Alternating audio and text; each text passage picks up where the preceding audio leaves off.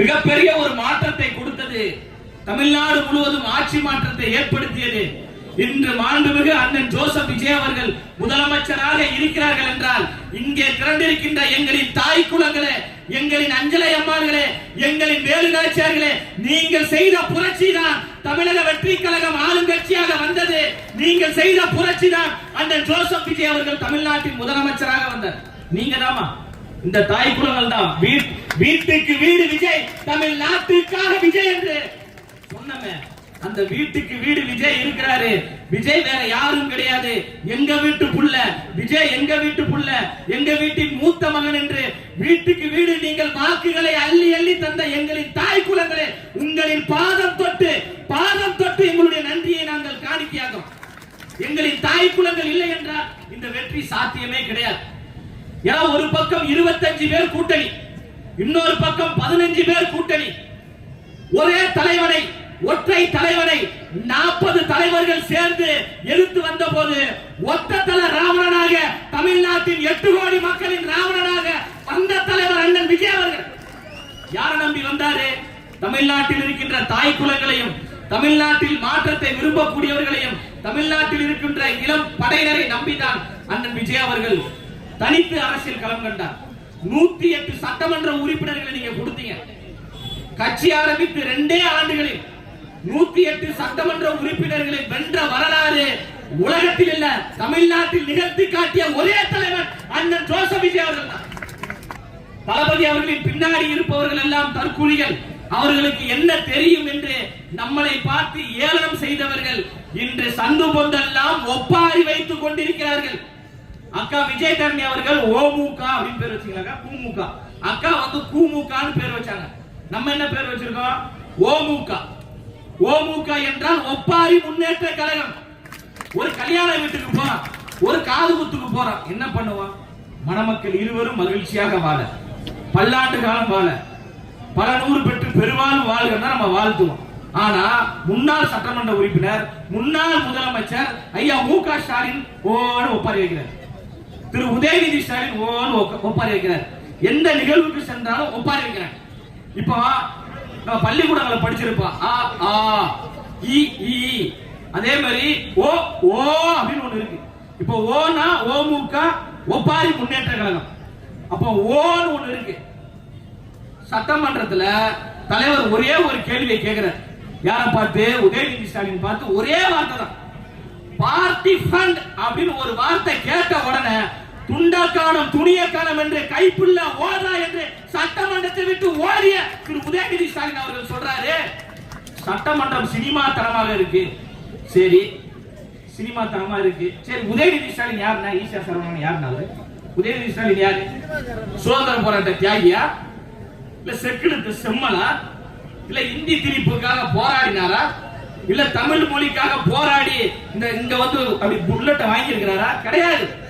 லாலா கடசாந்தி ஒன்னாலா நேண்டி நாம்பூந்தி அப்படி ஒரு பாட்டு பாத்தீங்களா? அந்த பாட்டுல டான்ஸ் ஆடுறவர் அவர் ஒரு சினிமாக்காரர் தான், அவர் ஒரு கூத்தாடி தான்.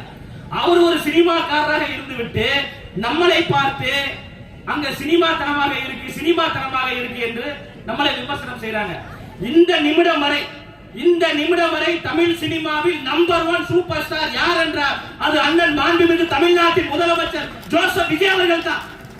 ஆனால் என்னை இந்த இடத்திற்கு உயர்த்தியது தமிழ்நாட்டு மக்கள். அந்த மக்களுக்காக நான் திருப்பி சேவை செய்ய வர்றேன். அதனால் தான் வகிக்கக்கூடிய அந்த துறையான சினிமா துறையின் உச்சபட்ச பதவியான எனக்கு அது வேண்டாம். பேரும் வேண்டாம், புகழும் வேண்டாம், பணமும் வேண்டாம். என்னை இந்த இடத்திற்கு ஆளாக்கிய தமிழ்நாட்டு மக்களுக்கு சேவை செய்ய வருகிறேன் என்று தியாக உணர்வோடு வந்த தியாக தலைவன் தான் மாண்புமிகு தமிழ்நாட்டின் முதலமைச்சர் அண்ணன் ஜோசப் விஜய் அவர்கள். அதனால் தான் பெரும் மாற்றம். கட்சி ஆரம்பித்து 2 ஆண்டுகள் தான் ஆகுது. இவருக்கெல்லாம் யாரு ஓட்டு போடுவாங்க? அவர் பார்க்கிறதுக்கு ரொம்ப அழகா இருக்கிறாரு, அதனால மக்கள் எல்லாம் கூட்டமா போறாங்க என்று இதற்கு முன்பு ஆட்சி செய்த திமுக நம்மளை பார்த்து விமர்சித்தது. ஆனால் தமிழ்நாட்டு மக்கள் மிக சிறப்பான ஒரு பதிலடியை, ஒரு சிறப்பான ஒரு சௌகரியை நீங்க கொடுத்தீங்க. நாங்க எல்லோரும் கூடி கலையக்கூடிய கூட்டம் அல்ல, திமுகவை கூண்டோடு வீழ்த்தக்கூடிய கூட்டம் என்று தேர்தலில் விசில் சின்னத்திற்கு வாக்குகளை அள்ளி அள்ளி கொடுத்து தீய சக்தி திமுகவை ஓட ஓட நீங்க விரட்டிங்க. இதுதான் மாற்றம். மாற்றம் என்பது சொல் கிடையாது, மாற்றம் என்பது செயல். புரட்சி என்பது தானாக உருவாகாது, புரட்சி என்பதை நாம் எல்லோரும் சேர்ந்துதான் உருவாக்க வேண்டும் என்று மாண்புமிகு தமிழ்நாட்டின் முதலமைச்சர் அண்ணன் ஜோசப் விஜய் அவர்களுடைய தலைமையில் மிகப்பெரிய ஒரு மாற்றத்தை நாம் உருவாக்கியிருக்கோம். 52 வயது அப்படின்றாங்க தலைவருக்கு, பார்த்தா 52 வயசு மாதிரி எனக்கு தெரியுது. 26 வயசு. இந்த நண்பன் படம் பார்த்த மாதிரி இருக்கு தலைவரை பார்க்கும்போது. ஆலிஸ்வல் சொல்லுவார் தலைவர். அந்த அளவுக்கு மிகவும் ஒரு இளமையான ஒரு முதலமைச்சராக அண்ணன் அவர்கள் இருக்கிறாங்க. அன்னையிடம் நீ அன்பை வாங்கலாம், தந்தையிடம் நீ அறிவை வாங்கலாம், இரண்டும் இருந்தால் பேரை வாங்கலாம், பேரை வாங்கினால் தலைவரை போன்று ஊரை வாங்கலாம் என்று நல்ல பேர் எடுத்து தமிழ்நாட்டையே வாங்கியிருக்கிறார்.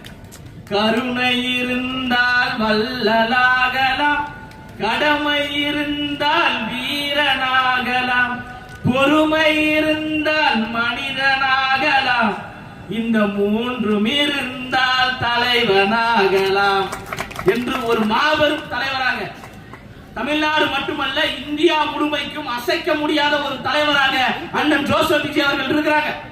இன்னும் ஒரு 10 ஆண்டுகளுக்கு தமிழ்நாட்டில் எப்போது தேர்தல் நடந்தாலும் அந்த தேர்தலில் மகத்தான வெற்றி வாகை சூடி மீண்டும் மீண்டும் முதலமைச்சராக, தமிழ்நாட்டின் நிரந்தர முதலமைச்சராக இருக்கக்கூடிய ஒரே தலைவராக அண்ணன் விஜய் அவர்கள் இருக்கிறாங்க. இப்போ தமிழ்நாட்டின் முதலமைச்சர். அடுத்த 5 ஆண்டுக்கு பிறகும் அண்ணன் தான் தமிழ்நாட்டின் முதலமைச்சர். இன்னும் ஒரு 10 ஆண்டுக்கு அண்ணன் தான் முதலமைச்சர். அன்றே சொன்னார் லயலாமணி என்று பதிவு செய்து வைத்துக் கொள்ளுங்கள்.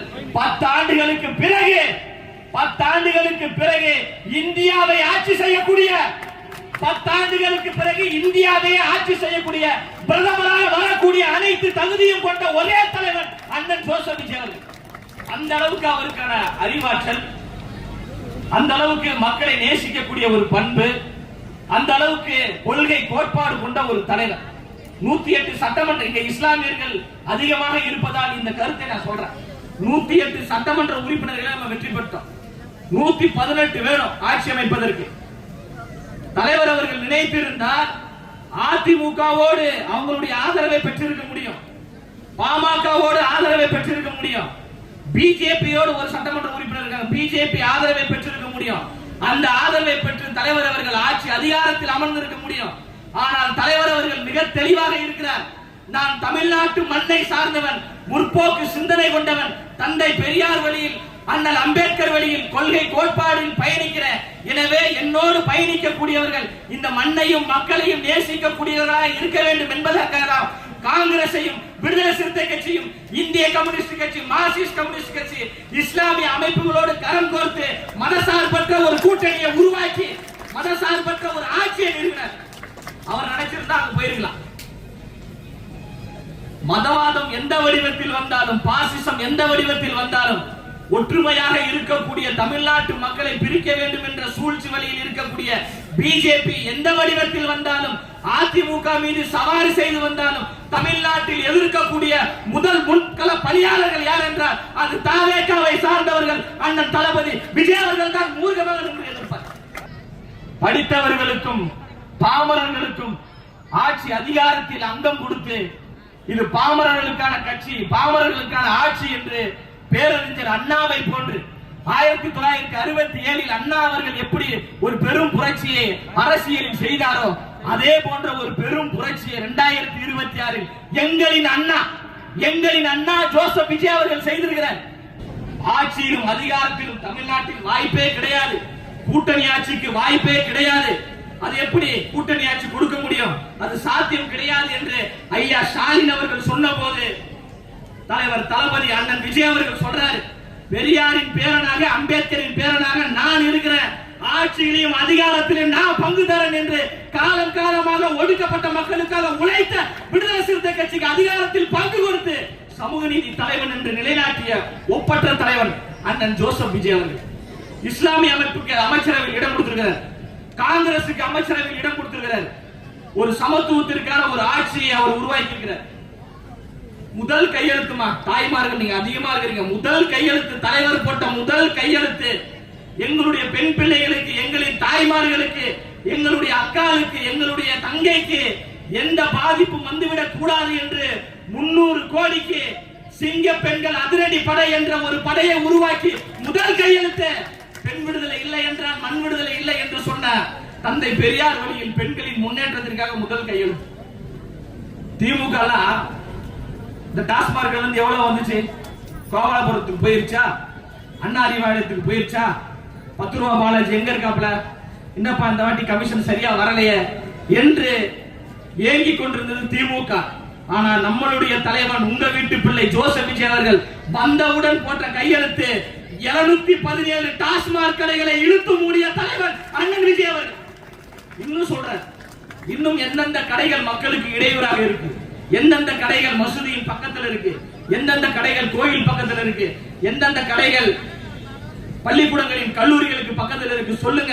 அந்த கடைகள் எல்லாம் இழுத்து மூடுவதற்கு நான் தயாராக இருக்கிறேன். சாராய கடையிலிருந்து வரக்கூடிய பணத்தில் இருந்துதான் ஆட்சி செய்ய வேண்டும் என்றால் அப்படி ஒரு ஆட்சி தேவையில்லை என்று சொல்லக்கூடிய தலைவர் நம்முடைய தலைவர் அண்ணன் விஜய். அரசு அலுவலகங்கள் எங்கு சென்றாலும் அரசு அதிகாரிகள் மறந்துறாங்க.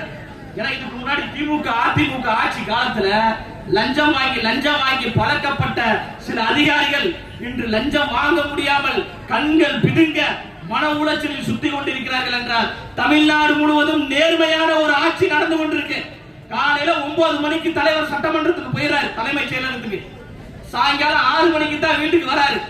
முதலமைச்சர் தலைமைச் செயலகத்தில் இருக்கிறார் என்றால் அனைத்து துறைகளும் தமிழ்நாடு முழுவதும் நேர்மையாக நடக்கும் என்பதற்காகத்தான் காலையிலேயே எழுந்து தலைமைச் செயலகத்துக்கு சென்று அனைத்து கோப்புகளிலும் கையெழுத்தினார். ஒரு கோப்பு போதா? அதிமுக திமுக ஆட்சியில அது கையெழுத்து போடுறதுக்கு 4 நாள் 5 நாள் 7 நாள் ஆகும். ஆனால் அண்ணன் விஜய் அவருடைய டேபிளுக்கு வந்த 10வது நிமிஷம் கையெழுத்து போட்டு அதை நடைமுறைப்படுத்துங்கள் என்று சொல்லக்கூடிய தலைவன் அண்ணன் விஜய் அவர்கள். கல்வித்துறையில் மிகப்பெரிய ஒரு புரட்சி. இதை சொல்லிட்டு நிறைவு செய்யறேன்.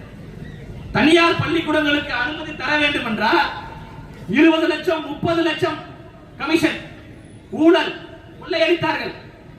முன்னாள் பள்ளி கல்வித்துறை அமைச்சர் அன்பில் மகேஷ் பொய்யாமொழி அவர்கள் அதற்கென்று தனியாக ஒரு அலுவலகமே நடத்தினார்.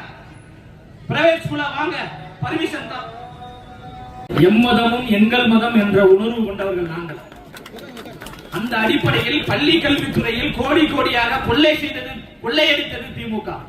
ஆனா நம்முடைய தமிழ்நாட்டின் முதலமைச்சர் அண்ணன் ஜோசப் விஜய் அவர்களுடைய தலைமையில் நடைபெற்றுக் கொண்டிருக்கின்ற இந்த ஆட்சியில் ஒத்த பைசா கூட வாங்காமல் பல்லாயிரக்கணக்கான தனியார் பள்ளிக்கு அனுமதி கொடுத்த தலைவன் அண்ணன் ஜோசப் விஜய் அவர்கள் என்பதை மார்த்தட்டி பெருமையா சொல்றோம்.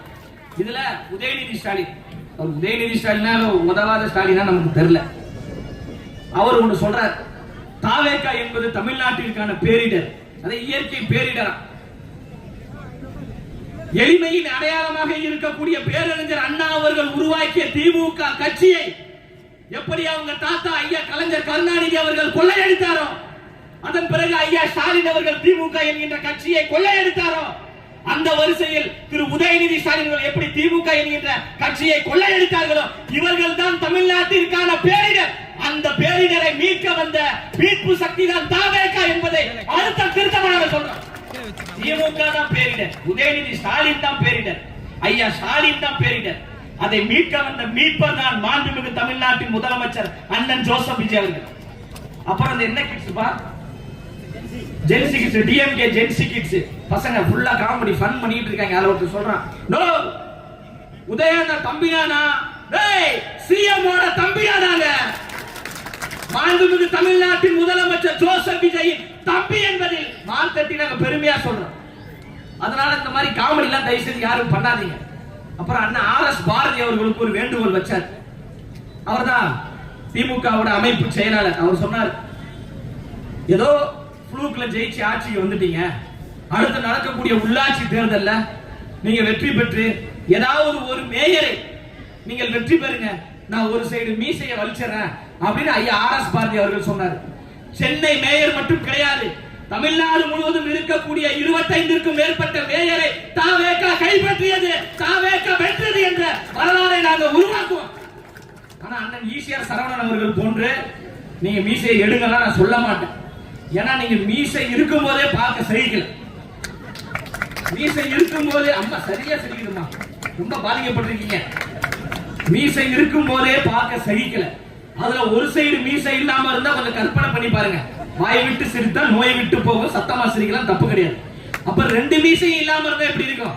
அதனால மீசையோடு இருக்கணுமா, மீசை இல்லாமல் ஐயா அவர்கள் இருக்கணுமா, இல்ல ஒத்த சைடு மீசையோடு இருக்க வேண்டுமா என்பதை அவரே மிரர் முன்னாடி நின்று பார்த்து அதன் பிறகு முடிவு செய்து கொள்ளட்டும் என்று கூறி பேச வாய்ப்பளித்த அனைத்து நல்ல உள்ளங்களுக்கும் நன்றி கூறி நிறைவு செய்கிறேன். நன்றி, வணக்கம்.